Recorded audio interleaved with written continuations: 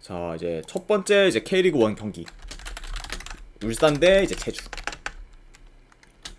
자, 일단 이제 결장자 누수로 봤을 때 울산 같은 경우에는 주전 수비수 한 명이 결장 중입니다.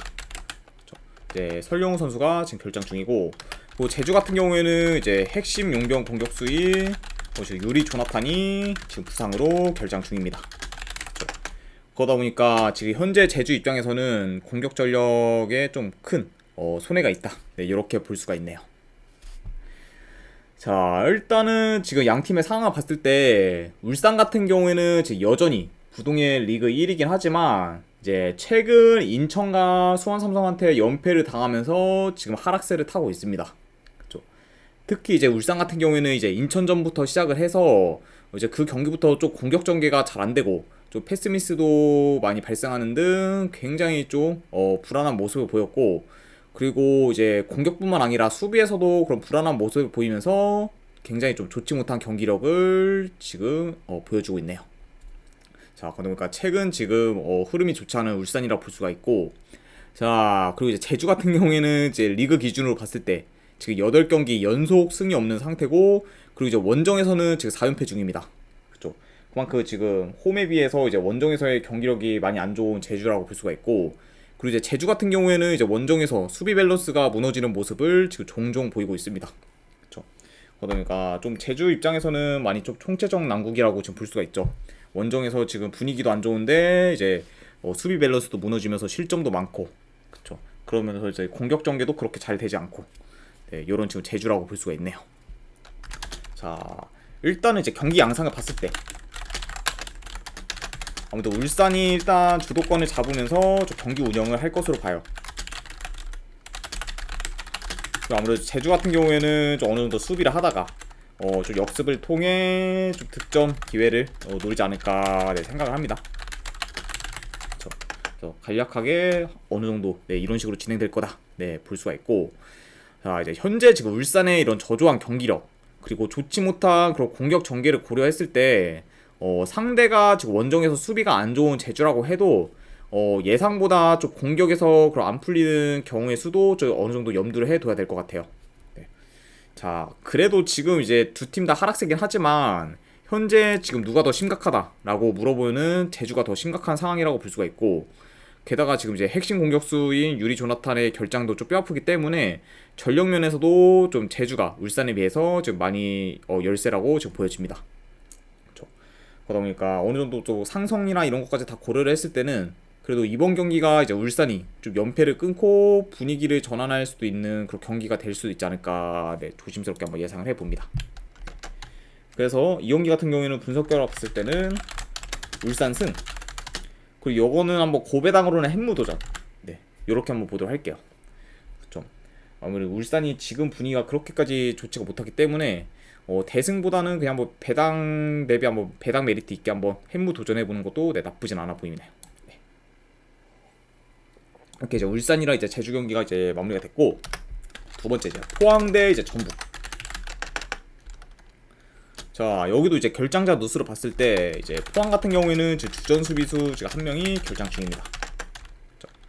그리고 이제 전북 같은 경우에는 주전 수비수 2명, 그리고 공격수 1명이 지금 결장 중이네요. 이제 포항 같은 경우에는 지금 하창래 선수가 지금 결장 중이고, 그리고 전북 같은 경우에는 지금 김문환 선수, 김진수 선수, 그리고 안드레 루이스 선수가 지금 결장 중이다. 이 정도로 지금 확인할 수가 있을 것 같습니다. 자, 일단 이제 포항 같은 경우에 이번 경기에서 어느 정도 좀 희소식이 있죠. 이제 심상민 그리고 김종우 선수가 이제 어느 정도 복귀할 가능성이 높다 보니까 이전보다는 좀 전력이 향상될 수 있는 그 요소가 있습니다. 그러다 보니까 이제 주전들의 그런 복귀는 어느 정도 이제 포항 입장에서는 희소식이긴 하지만 이제 아무래도 이제 돌아온 그 선수들이 이제 복귀 전부터 제 기량을 발휘할 가능성은 좀 적지 않을까 생각이 들어요.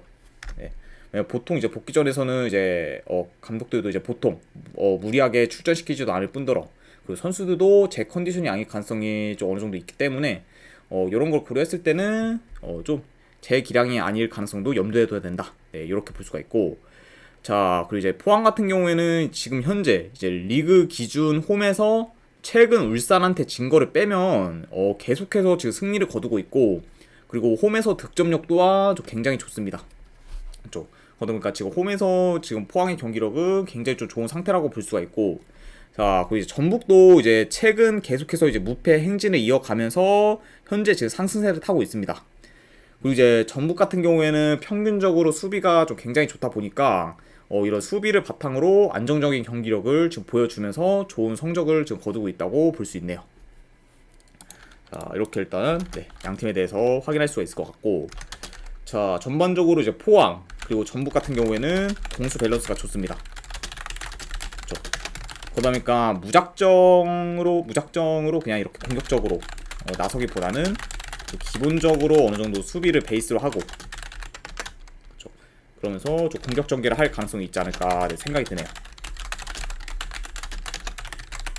그렇죠. 자, 그리고 이제 이번 시즌 이제 포항 같은 경우에 전북 상대로 이제 2번 경기를 치렀는데 이제 2번 다 승리를 거두면서 이제 전북한테 굉장히 좀 강세를 보였습니다. 그렇죠.